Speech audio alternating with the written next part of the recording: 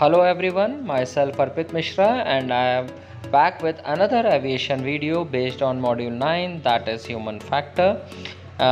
This time I am going to discuss about some non-technical topics, that is what are the role of supervisors, what is leadership, what are managers and what are their roles, what is peer pressure in an organization, how communication affect our maintenance.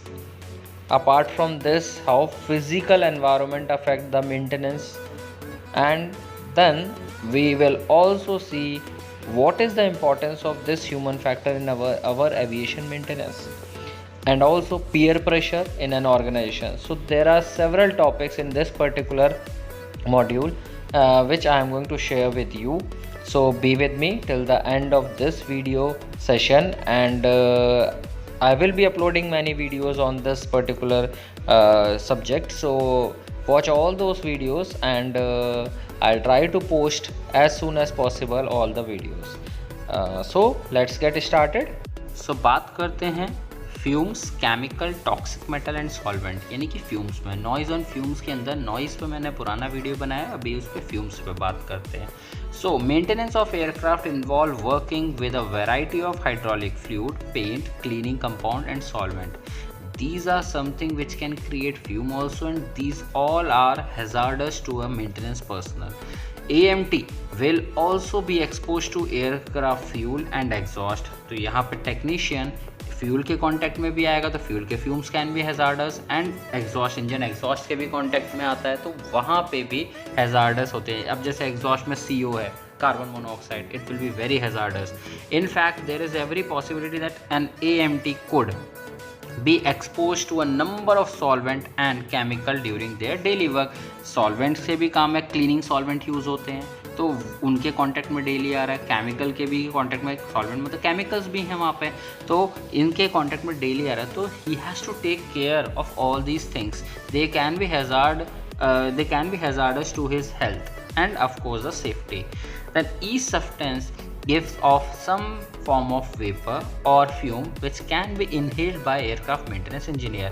Her substance में कुछ एक temperature पे कुछ ना कुछ vapour और fumes होंगी जो कि टेक्नीशियन या इंजीनियर के द्वारा इनहेल की जा सकती है.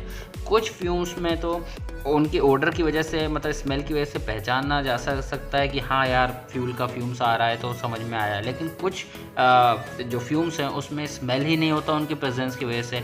इसी हिसाब से कुछ सब्सटेंस तो हैं जो बिल्कुल डेंजरस नहीं हैं, वो बहुत बार डेंजरस नहीं होते, बट लेकिन कुछ सर्कमस्टांसेस में वो जो फ्यूम प्रोड्यूस कर रहे हैं वो डेंजरस हो सकती है. जैसे कि ओवरहीटेड ग्रीस और ऑयल, इस टाइम पे जो फ्यूम होगी it may be hazardous to engineer health or technician health.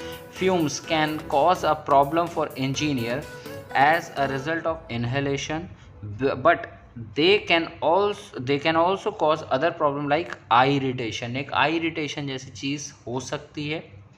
Then problem may be worst in aircraft maintenance engineering by confined spaces in which work must sometime be carried out. तो fuel tank जो सबसे मतलब confined space है वहाँ पे fuel fumes generally present होती हैं, वो उन्हें मिनिमाइज़ किया जा सकता है, पूरी तरीके से एलिमिनेट इजीली नहीं होते. ठीक है. आई इरिटेशन वाला जो है, अगर हाइड्रोलिक पे काम किया जा रहा है और डीप्रेशराइज नहीं किया और वो फ्यूल स्पिल हो गया तो आई इरिटेशन के चांसेस सबसे ज़्यादा होते हैं वहाँ पे हाइड्रोलिक फ्लूइड की वजह से. तो फ्यूल टैंक में जैसे कि फ्यूल फ्यूम्स जल्दी डिसिपेट नहीं किए जा सकते, तो आपको ब्रीथिंग एपरेटस लेके ही जाना है वहाँ पे काम करने के लिए. Then fume can cause same slide we were seeing.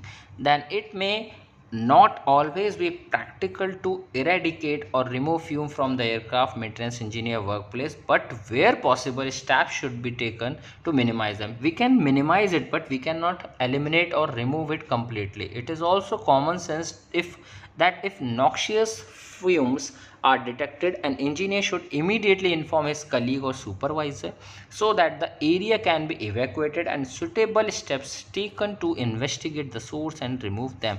अगर आपको ऐसा नॉक्सियस फ्यूम का कोई स्मेल आया या आपको लग रहा है कि हाँ ये फ्यूम का स्मेल आ रहा है या फिर फ्यूम्स दिख रहे हैं, तो आप तुरंत अपने सुपरवाइज़र या कलीग को अपडेट करो और उस एरिया को जल्दी से जल्दी एवैक्यूएट करो, इन्वेस्टिगेट करो कि कहाँ से ये क्रिएट हो रहा है।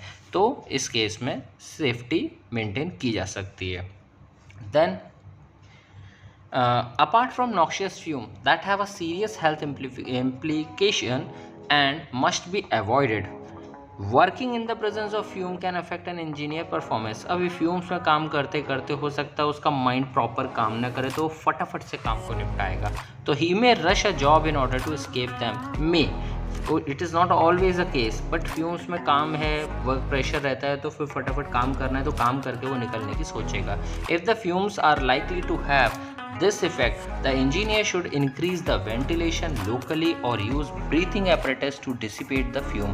So anyhow, if he want to work continuously in fumes, then he has to use a breathing apparatus so that he can work properly. He doesn't have to rush for a job completion. तो ये चीज़ें हैं जो छोटे छोटे parameters हैं which can cause a hazard and which can harm the safety. ठीक है, ये इंटेंशनली नहीं हो रहा है, बट फिर भी ये फिजिकल एनवायरनमेंट के अंदर आता है और वहाँ पे क्रिएट हो सकते हैं ऐसे सिचुएशन, और उसको ये सब चीज़ें सेफ्टी से कॉम्प्रोमाइज़ करना पड़ जाता है। Okay, then